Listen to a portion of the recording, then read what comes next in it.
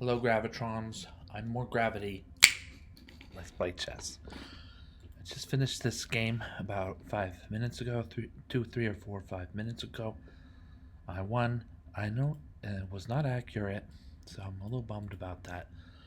But we should be able to go through this game fairly quickly, as it went only to 24 moves, and then I'll finish from the ending position, which was resigned, all the way to checkmate.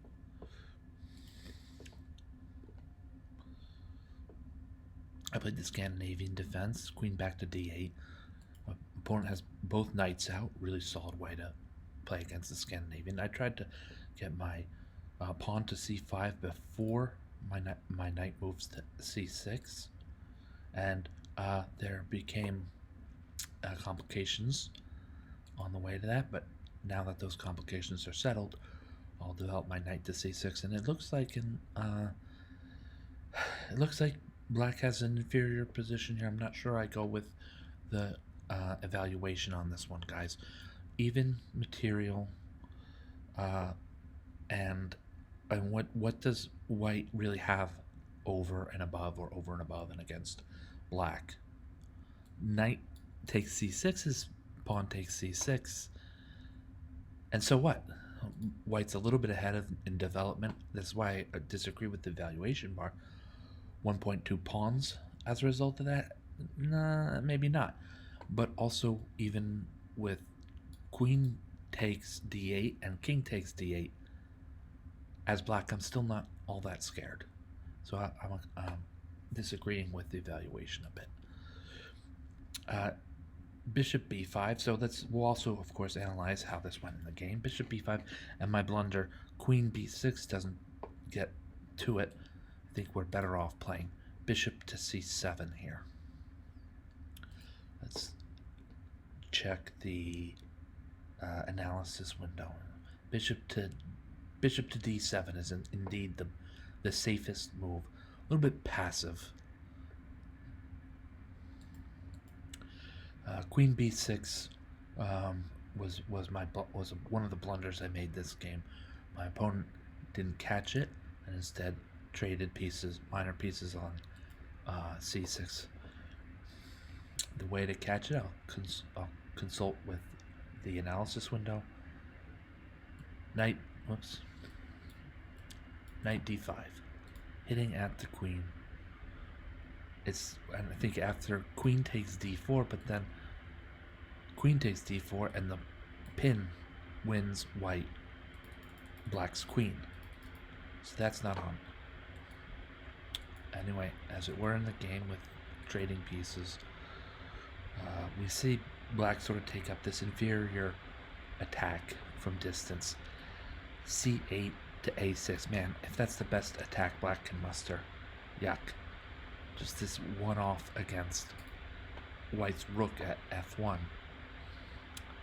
However, it's not immediately clear that white can do anything other than either one of the knights to e2 or place the rook to e1. At this point, I thought I might have some more gusto to my attack with rook to d8 or even queenside castles. The rook moved to e1. I played queenside castles, another mistake. So, this is a poorly played game, I'm sorry to say.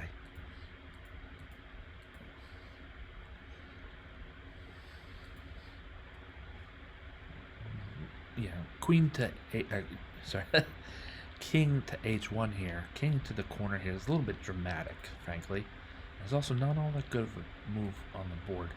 I get my knight to f6, and now all of a sudden it looks like black can muster some sort of attack with queen to b4, attacking a loose piece, attacking a loose piece. There's rook to e8 coming to attack white's queen. In some situations, the queen will step aside, but not to a square that can help against rook e1 check, rook takes e1, queen takes e1 checkmate. If the queen steps aside to f5, then white will lose to this back rank checkmate. This, I say, king to h1 was not a good move. my opponent is starting to, well, capturing the dark squared bishop's not all that bad, with the threat against the bishop at a6 made more potent by the bait on f4. So if I get to choose my minor piece to capture, I'll capture on f4, and then knight will capture on a6. Looks dangerous for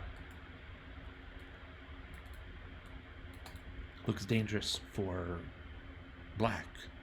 I mean, I'm not surprised if there were a checkmate waiting with, for instance, queen takes c6, and that would be checkmate.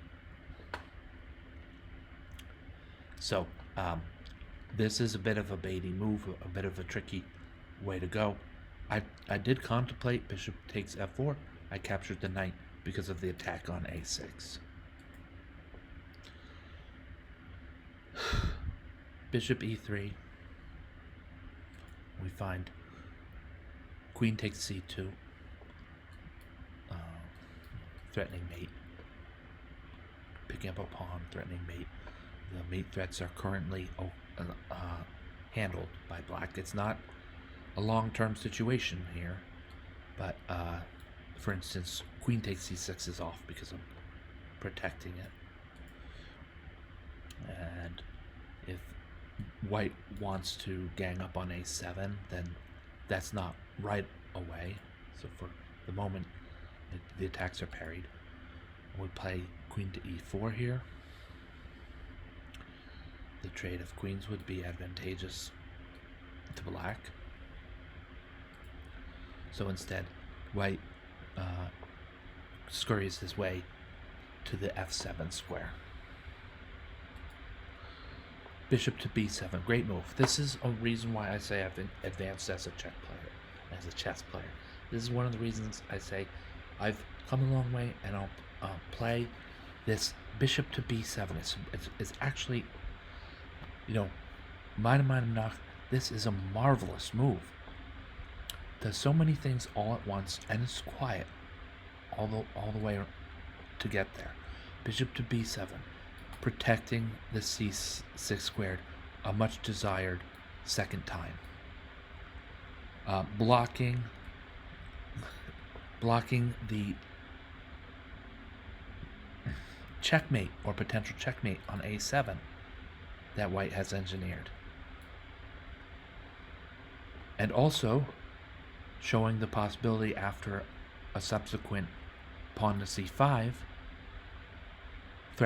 helping to threaten eventually perhaps checkmate on g2. It's a very versatile move, very quiet move. It's a type of move you find when you're looking for a lot of non-natural moves, right? My chess friends might agree with me here. Bishop to b7 in this position by black is not a natural move. So some invention is born out of necessity, and bishop to b7 I think was the only move that dealt with the checkmate threat on a7 with any sort of satisfaction or goodness.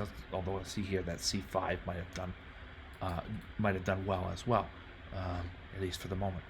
But bishop to b7 I found the best move here, and it was a difficult one to find because it's so subtle. I consider this a subtle fix to all the mate threats and other threats that white has on the board. Now, of course, there's the possibility of queen takes g7 immediately after. Did my opponent play that? Yeah, queen takes g7. That's the lure, right?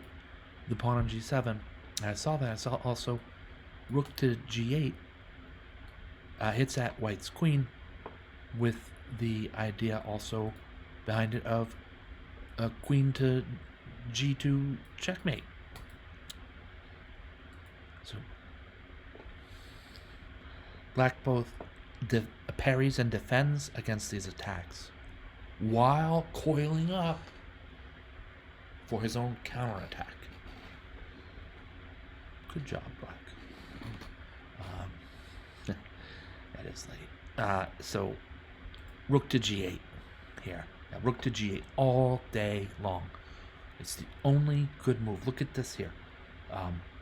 Black rook to g8, and black is ahead by almost 6 points.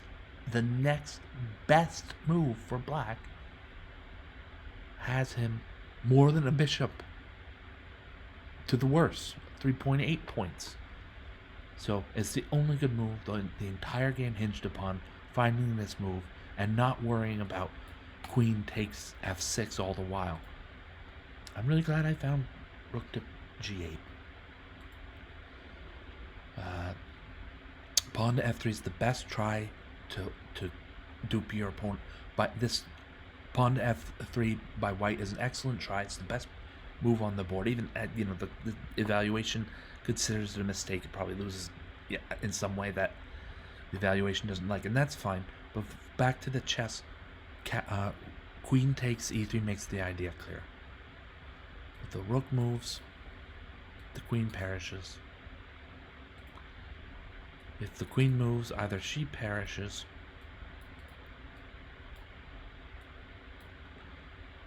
or maybe she moves back to f7 and the rook perishes on c1 with checkmate to top it all off as well. All right. That's all for tonight. Thank you for watching. Thank you, Gravitrons. I'm more gravity. Have a great night.